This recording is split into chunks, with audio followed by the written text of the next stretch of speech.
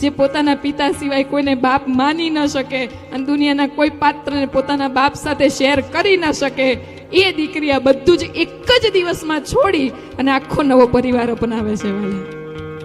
ત્યાં જઈને પપ્પા મમ્મી અને સાસરે જઈને ફોન કરે, પપ્પા મારા ઘરે આવજો. મારું ઘર?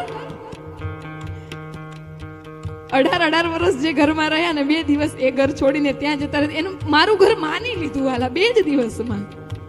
મારા પપ્પા મારા મમ્મી છે ને પપ્પા આવું કહેતા હતા, એની વાણી સાંભળજો વાલા.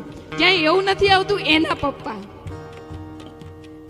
ક્યાંય નથી આવતું એના પપ્પા. જ્યારે ભાઈઓ સંબોધન કરે ને સાસુ સસરાને, ત્યારે એમ કે અમારે એના પપ્પા છે ને, એવું સંબોધન કરે. પણ દીકરી હંમેશા 2 પક્ષે મા બાપને સરખા રાખે છે વાલા. દીકરીઓ માટે તાળીઓનો ગડગડાટ હોય.